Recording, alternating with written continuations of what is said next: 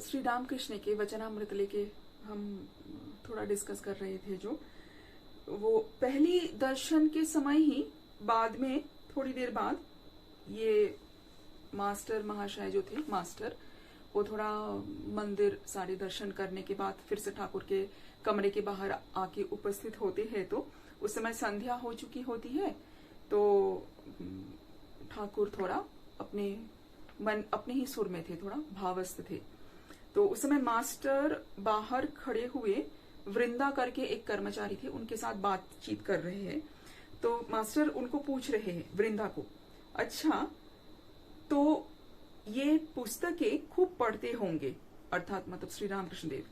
तो वृंदा कह रही है, पुस्तकें उनके मुंह में ही सब कुछ है, अर्थात मतलब बोलते रहते हैं, पढ़ते उतना कुछ नहीं है।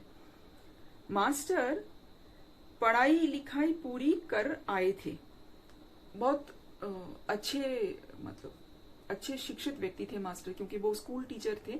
तो उस जमाने में बहुत पढ़े लिखे थे। तो इसलिए मास्टर सोच रहे हैं कि श्री रामकृष्ण पुस्तकें नहीं पढ़ते। ये सुनकर मास्टर को बड़ा आश्चर्य हुआ। तो ये मिसअंडरस्टैंडिंग अभी भी तो हम लोग वही सोचते हैं ना कि बहुत किताबें पढ़ के ही ज्ञान हो सकता है। बिना किताब पढ़े, कोई किताबें नहीं पढ़े है कोई, तो क्या ज्ञान संभव है? क्या उसे हम ज्ञानी कह सकते हैं?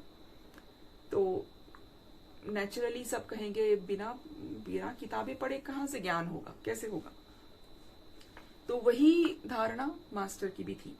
तो उसी सुर में ही, उसी लाइन में ही अगला दर्शन में हम उसी टॉपिक पर ही हमें जो मिलता है वो देखते हैं कि थोड़ा अगले दिन जब मास्टर ठाकुर के पास पहुंचे तो थोड़ा बातचीत हुआ, परिचय हुआ, क्या करते हो, कहाँ रहते हो वगैरह, शादी हुआ है कि नहीं वगैरह, ऐसी आम बातें। उसके बाद ठाकुर मास्टर को पूछ रहे हैं, अच्छा तुम्हारी स्त्री कैसी है, विद्या शक्ति या अविद्या शक्ति?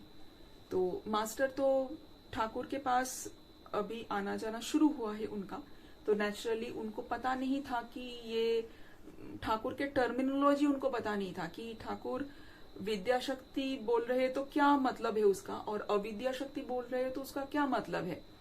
तो ठाकुर के अर्थ के अनुसार विद्या शक्ति वो बोल रहे हैं कि विद्या शक्ति उन लोगों में विद्या शक्ति है जो आपको अच्छाई की ओर प्रेरित करता है, और अविद्या शक्ति अर्थात जो आपको अच्छाई में रोकेगा, बाधा देंगे और बुराई में आपको प्रेरित करेंगे। ऐसा संगति भी कहते हैं ना कि कोई अच्छा बच्चा बिगड़े हुए बच्चों के साथ घुल मिल जाए तो उसका भी जिंदगी बिगड़ जाता है, और थोड़ा सा शैतान बच्चा भी अगर बहुत अच्छे बच्चों के संगत में आ जाए तो उसकी जिंदगी सुधर जाती है, वो बेहतर की ओर आगे चल जाता है।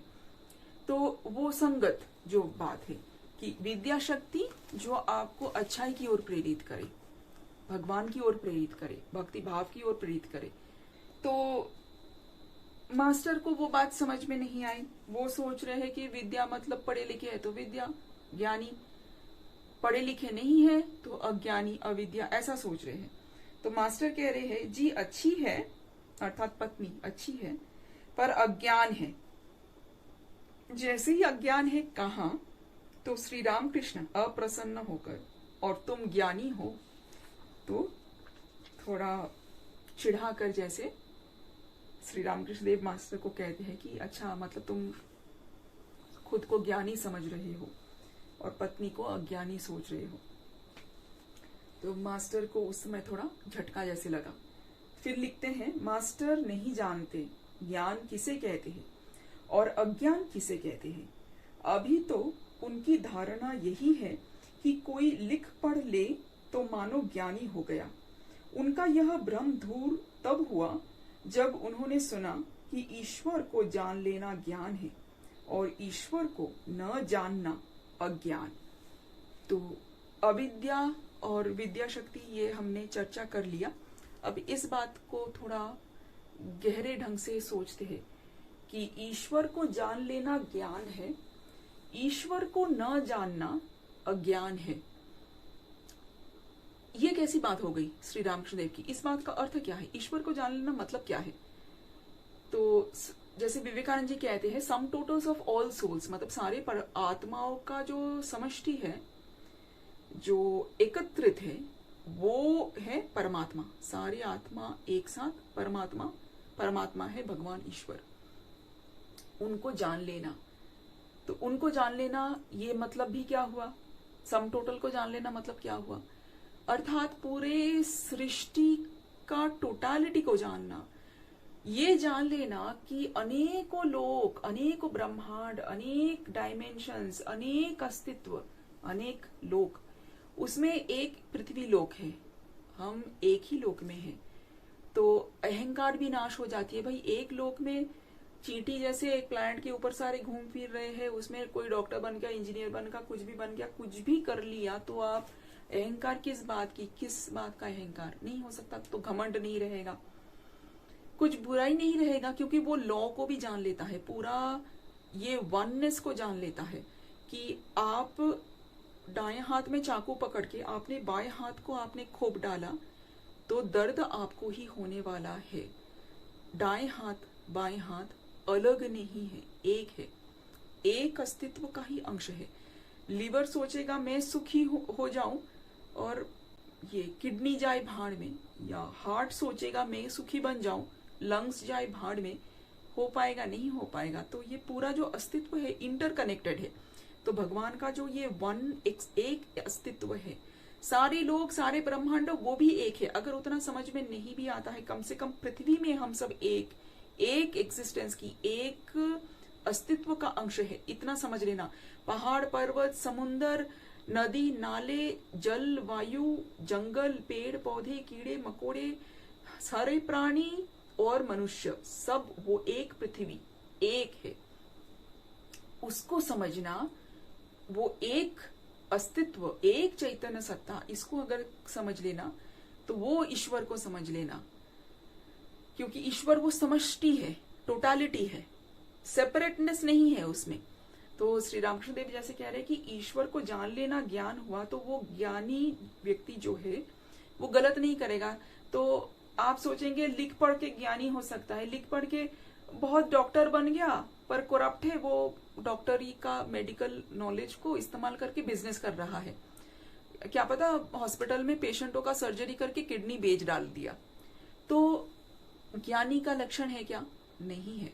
कोई इंजीनियर है, बहुत पढ़ लिख के फॉरेन से आया है, कहाँ से फ्लाईओवर बना दिया, इतना घोटाला कर डाला, फ्लाईओवर कुछ महीनों में धंस गया, गिर गया। तो क्या ज्ञानी का लक्षण हुआ? नहीं हुआ, अज्ञानता का लक्षण हुआ ये। तो वैसे ही शास्त्र पढ़े हैं तो भी ज्ञानी नहीं हुआ, अनुभूति ज्ञान हुआ। जान लेना, जानकारी पढ़ लिया, सुन लिया, वो जानकारी ज्ञान नहीं हुआ। तो वो बात को समझना। जैसे अगर किसी ने कह भी दिया भाई ये ब्रह्मांड एक है, तब भी आप उसको जीवन में उतार नहीं सकते, उसके अनुसार आप चल नहीं सकते, क्योंकि आपको अनुभूति में नहीं आया। जब तक ये शास्त्रों के भी कथन कि कर्म फल है, पुनर्जन्म है, अपना कर्मों के फल आपको ही भुगतना पड़ेगा, या ये पूरे ब्रह्मांड में सारी आत्माओं का समष्टि ही परमात्मा है, सारा एक है, इंटरकनेक्टेड है, ये सारी बातें जब तक अनुभव में नहीं आती तब तक सही आप ना तो विश्वास करेंगे, ना तो आप उसको जीवन में उतार पाएंगे। अगर किसी ने कहा कि नहीं मैं विश्वास करता हूं, पर वो जीवन में नहीं हो पाएगा, अप्लाई नहीं कर पाएंगे, क्योंकि वो अनुभव नहीं हुआ। अनुभव करना, आप सोचेंगे ये अनुभव करना कैसा हुआ? अनुभव कैसा हुआ? जैसे लोहा पारस मणि को छूने से सोना बन जाता है, वैसे ही वो अनुभव है। जैसे ही वो अनुभूति होती है तो हमारे मन में वो बदलाव आ जाता है, हमारे सोच में वो बदलाव आ जाता है, परमानेंट बदलाव आ जाते हैं। उसके बाद आप पीछे नहीं जा सकते। वो बदलाव, आप मनुष्य से आप संत बन गए। जैसे एक बच्चा, जब तक वो बच्चा है तब वो खिलौना लेके खेल रहा है, बहुत बड़ा हो गया, शादी हो गई, घर बार संभालने लगा, क्या वो व्यक्ति खिलौना लेके बैठेगा खेलने के लिए, उसको खिलौना लेके खेलने में वो मजा ही नहीं आएगा।